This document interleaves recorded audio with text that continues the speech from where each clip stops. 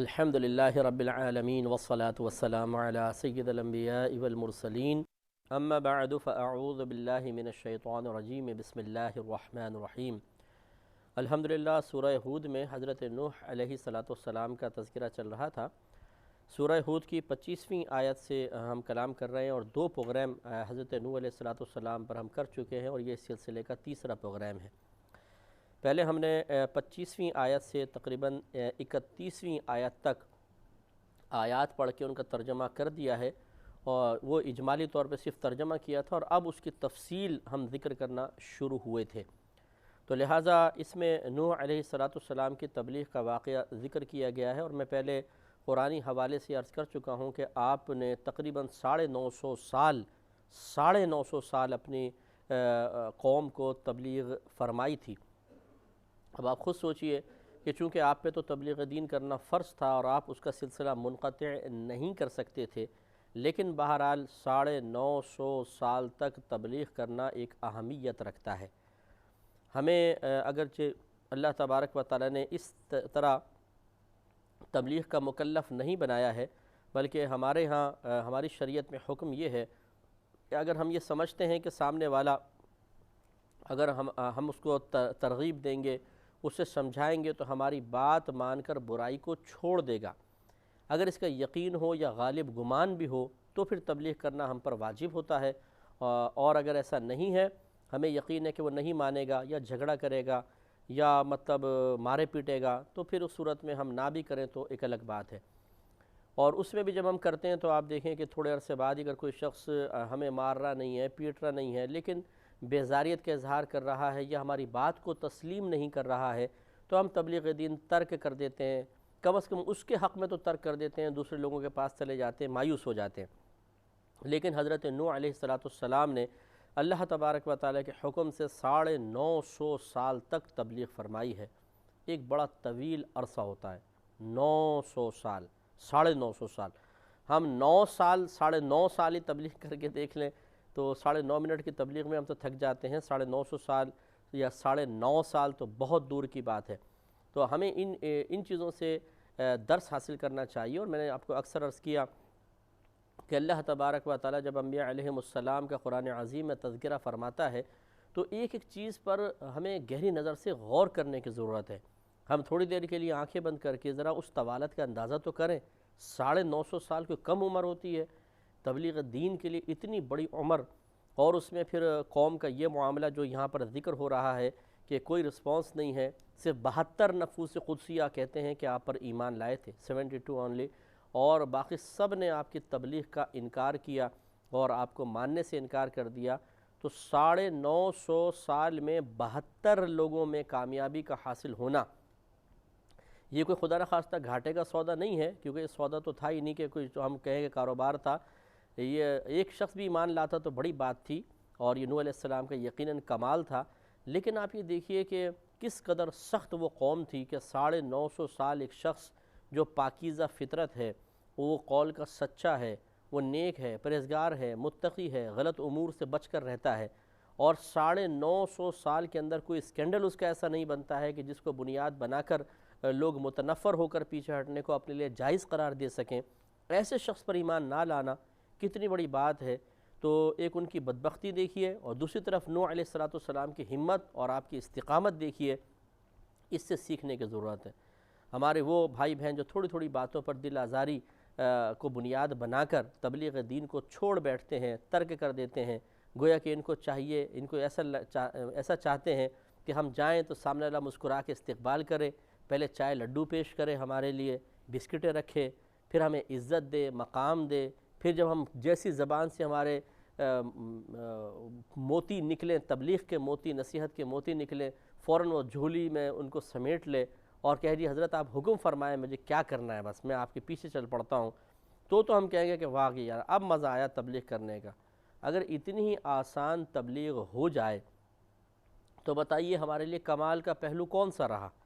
یہ تو بالکل آسان ہو گیا۔ اس میں کمال کا پہلو ہی یہ ہے کہ تبلیغ دین اپنے ساتھ آزمائش لے کر آتی ہے، صبر کا تقاضا کرتی ہے، مشقتوں پر استقامت کا ہم سے مطالبہ کرتی ہے کہ اب استقامت حاصل کرو مشقتوں پر، گویا کہ اب تم نے ایک ایسے کام کا انتخاب کر لیا جس پہ قدم قدم پر ناگوار معاملات کا سامنا کرنا پڑے گا، قدم قدم پر کبھی شرمندگی ہے، کبھی ذلت کا احساس ہے، کبھی رسوائی کا احساس ہے، اور لوگوں کی طرف سے شدید ترین آزمائشوں کا سامنا کرنا پڑتا ہے، تب کہیں جا کر اللہ تبارک و تعالیٰ کی بارگاہ میں ایک انسان تبلیغ دین کے وصف کے ذریعے درجہ قبولیت پاتا ہے اور اس کے درجات بہت بلند ہو جاتے ہیں۔ لیکن ہم چونکہ ایک الگ ہی توقع ذہن میں بٹھائے ہوتے ہیں، ایک الگ ہی ہمارے دل میں تمنا جنم لے چکی ہوتی ہے، ہم اس کے مطابق لوگوں کو دیکھنا چاہتے ہیں۔ جب اس کے مطابق لوگ رویہ اختیار نہیں کرتے ہیں تو اللہ تعالیٰ کا کیا دین اور کیا اللہ تعالیٰ کے احکام، سب کچھ چھوڑ چھاڑ کے حضرت سائیڈ میں بیٹھ جاتے ہیں، بچیاں منہ پھلا کے بیٹھ جاتی ہیں، جی لوگ تو ہماری بات نہیں مان رہے۔ تو اس لیے اس قسم کے واقعات کو دیکھیے، جہاں تبلیغ کا واقعہ آیا ہے، جیسے کہ ابراہیم علیہ السلام کا کتنی صورتوں میں اللہ نے ذکر فرمایا، ایسے ہی نوح علیہ السلام کا واقعہ بھی کئی مقامات پر اللہ تبارک و تعالی نے ذکر کیا ہے، تو ہماری حوصلہ افزائی کے لیے اس کو سمجھنا چاہیے۔ اس آیت میں سورہ ہود میں اللہ تعالیٰ نے ارشاد فرمایا کہ وَلَقَدْ أَرْسَلْنَا نُوحًا إِلَىٰ قَوْمِهِ، اور ضرور بے شک ہم نے نوح علیہ السلام کو ان کی قوم کی طرف بھیجا، انی لکم نذیر مبین، تو آپ نے جا کے ارشاد فرمایا کہ بے شک میں تمہیں واضح طور پر ڈر سنانے والا ہوں۔ اس پر پچھلے پروگرام میں نے کلام کیا کہ ڈر سنانا کوئی بری چیز نہیں ہے۔ بعض لوگ کسی کی طرف سے موت کے تذکرے، قبر کے عذاب کا تذکرہ، میدان محشر کی ذلت و رسوائی کا ذکر اور جہنم میں جانے کی یا جہنم کے عذاب کی وعیدوں کو سننے کے بعد وہ بھاگتے ہیں اس کے پاس سے اور ذکر کو برا سمجھتے ہیں اور کہتے ہیں جی ڈراؤ نہیں، گویا کہ ڈرانا انہیں بڑا ناپسند رہتا ہے، حالانکہ ڈرانا سنت الہیہ ہے، ڈرانا سنت رسول صلی اللہ علیہ وسلم ہے، ڈرانا دیگر تمام انبیاء علیہ السلام کی سنت ہے کہ انہوں نے اپنی قوم کو ڈرایا ہے۔ تو ڈر سنانا کوئی بری چیز نہیں ہے۔ جو اس قسم کی وعیدات سے ہمارے قلب میں ایک ڈر اور خوف پیدا ہو رہا ہے، یہ کوئی بری چیز نہیں ہے۔ اور جیسے میں نے بتایا کہ نازک اتنی طبیعتیں ہو گئی ہیں، بولتے ہیں جی ہم لوگ ٹینشن میں آ جاتے ہیں، ڈپریشن کا شکار ہو جاتے ہیں، ایسا نہ کریں۔ اچھا تو دین کے معاملے میں تو فوراً ٹینشن میں آ گئے، سب کچھ ہو گیا، دنیا کے معاملے میں ایسا نہیں ہوتا۔ بڑے بڑے معاملات کے اندر کود جاتے ہیں، چاہے وہ حرام کے معاملات ہوں، چاہے کیسے بھی ہوں، انہیں فیس کرنے کے لیے تیار ہیں، لیکن دین کے معاملے کو نہیں۔ تو یہ نازک مزاجی جو ہے، نہ یاد رکھیں دنیا میں نافع ہے اور نہ میدان محشر میں نفع بخش ہے، اور یہ کوئی ہیلا بہانہ نہیں ہے کہ ہم یہ سوچیں کہ جی طبیعت کی نازکی کی بنا پر چونکہ یہ چیزیں ہمیں ٹینشن میں مبتلا کر دیتی ہیں اس لیے ہم نہیں سنیں گے۔ تو یہ تو ہر قوم کے اندر ہوتا رہا ہے۔ آج ایسا تو نہیں ہے کہ آپ ہی نازک مزاج ہیں، 15ویں صدی ہجری کے اندر پچھلی ساری قومیں سخت مزاج تھیں، تو ان میں بھی ایسے لوگ ہوں گے، ہو سکتا ہے انہیں سننے کے بعد ٹینشن ہوتا ہو، لیکن یہ ٹینشن تو اچھا ہے نا کہ ہدایت کی طرف لے کر آتا ہے۔ کہنے کا مطلب یہ ہے کہ یہ ہم میں سے کوئی ایسا جملے بولتا ہے تو میدان معاشر میں یہ کوئی عذر نہیں ہے کہ اللہ کی بارگاہ میں رکھ کر ہم کہیں گے کہ اللہ تعالیٰ چونکہ ٹینشن ہوتا تھا اس لیے ہم نے یہ عذابات نہیں سنے تو دل ڈرا نہیں تو ہدایت کی طرف ہم مائل نہ ہو سکے اس لیے ہمیں معاف فرما دے۔ یہ کوئی عذر اللہ کی بارگاہ میں نہیں چلے گا۔ اور میں ایک اور جہت سے بس ایک جملہ کہہ کے پھر آگے چلتا ہوں کہ بتائیے آپ کی میری طبیعتیں کس نے بنائی ہیں؟ یقیناً اللہ تعالیٰ نے۔ ڈر جن چیزوں پر جو ڈر پر مشتمل آیات ہیں یا احادیث ہیں، یہ کس نے عطا فرمائی ہیں؟ اللہ تبارک و تعالیٰ نے۔ کیا اللہ تعالیٰ قیامت تک کے لوگوں کو نہیں جانتا کہ وہ کس قسم کی طبیعت رکھیں گے؟ یقینی باتیں جانتا ہے۔ اس کے باوجود جب اللہ تعالیٰ نے قیامت تک کے لیے ڈر سنانے کا حکم ارشاد فرما دیا تو اس کا مطلب یہ ہے کہ آپ کے میرے احساس نے ان چیزوں کو بڑا کر کے ہمیں دکھایا ہے۔ ایسا نہیں ہے کہ یہ ناقابل برداشت چیزیں ہیں، ایسا نہیں ہے کہ یہ کسی ایسے ٹینشن میں مبتلا کرنے والی ہیں جس کے بعد کاروبار زندگی متاثر ہو جائے گا۔ وہ ہمارا رب ہے، اسی نے ہمیں بنایا ہے، اسی نے ہمیں پیدا کیا ہے، وہ جانتا ہے کہ کس کو کتنا سمجھانا اور کس انداز سے سمجھانا اور کون کتنا برداشت کر سکتا ہے۔ وہ کسی کی ہمت سے زیادہ بوجھ ڈالتا ہی نہیں ہے۔ اس کا مطلب یہ ہوا کہ یہ ہماری اپنی ذاتی کوتاہی ہے، ہماری سوچ اور فکر کی غلط روش ہے، غلط ہماری سوچ نے راستہ اختیار کر لیا ہے، وہ غلط رخ پر چلی گئی ہیں جس کی بنا پر ہمیں ایسا محسوس ہو رہا ہے۔ اللہ تعالیٰ اس کے رسول کی طرف آنے کی ضرورت ہے اور ان ڈر سنانے والوں سے محبت رکھیں۔ ڈر پر مشتمل جو آیات یا احادیث یا واقعات ہیں ان کو بڑی قدر کی نگاہ سے دیکھیں کہ یہ حقیقتاً ہمیں اللہ تعالیٰ سے قریب کرنے کے سلسلے میں انتہائی معاون ثابت ہوتے ہیں۔ آگے آپ نے ارشاد فرمایا کہ اللہ تعبدوا الا اللہ، کہ تم اللہ تعالیٰ کے علاوہ کسی کی عبادت نہ کرو، صرف اللہ تعالیٰ کو معبود سمجھو۔ تو یاد رکھیں کہ اللہ تعالیٰ کے ساتھ کسی کی بھی عبادت نہیں کی جائے گی۔ جو اللہ تعالیٰ کے علاوہ کسی کو بھی معبود سمجھے، چاہے یہ کہے کہ جی معبود حقیقی تو اللہ تعالیٰ ہے، لیکن ہم اس کی عبادت اس لیے کرتے ہیں غیر اللہ کی کہ اللہ تعالیٰ کے بارگاہ میں مقبول ہو جائیں، جیسے کہ اکثر جو بت پرست تھے وہ یہی کہا کرتے تھے کہ وہ مانتے تھے کہ اللہ تعالیٰ ہمارا خالق ہے، ہمارا رازق ہے، لیکن وہ کہتے تھے ہم بتوں کی عبادت اس لیے کرتے ہیں تاکہ یہ اللہ کی بارگاہ میں ہماری سفارش کر کے ہمیں اللہ تعالیٰ کے قریب کر دیں، اللہ تعالیٰ کو ہم سے راضی کر دیں، اور یہ ان کی میجر مسٹیک تھی۔ اللہ تبارک و تعالیٰ نے براہ راست اپنی عبادت کا حکم دیا اور اس کے جواب میں اپنی رضامندی کا وعدہ فرمایا ہے، لہٰذا درمیان میں کسی اس طرح کے وسیلے کی ضرورت نہیں ہے، کسی ایسے ذریعے کی ضرورت نہیں ہے کہ جس کو ہم عبادت کر کے ذریعہ اور وسیلہ بنائیں۔ ویسے تو انبیاء علیہ السلام جیسے نیک اعمال ہیں، یہ ہمارے لیے اللہ کی بارگاہ میں مقبول ہونے کا وسیلہ ہے۔ انبیاء علیہ السلام ہیں، وہ اللہ تعالیٰ کی بارگاہ میں دعائیں کرتے رہے ہیں اور ان کی دعاؤں کی برکت سے ہمیں اللہ کی بارگاہ میں درجہ مقبولیت ملا، یہ ایک وسیلہ ہے۔ اسی طرح اور اچھی چیزیں وسیلہ بن سکتی ہیں، لیکن یہ جو وسیلہ ایک خود ساختہ تھا اور تعلیم شرع کے عین مخالف تھا، یہ وسیلہ اللہ تعالیٰ کی بارگاہ میں مقبول کروانے والا نہیں بلکہ تباہ و برباد کروانے والا تھا۔ تو اس لیے آپ نے ارشاد فرمایا کہ اللہ تعبدوا الا اللہ، میں تمہیں ڈر سنانے والا ہوں یہ کہ تم اللہ تعالیٰ کے علاوہ کسی کی عبادت نہ کرو یا صرف اللہ تعالیٰ کی ہی عبادت کرو۔ انی اخاف علیکم عذاب یوم علیم، بے شک میں تم پر ایک درد دینے والے دن کے عذاب کا خوف کرتا ہوں،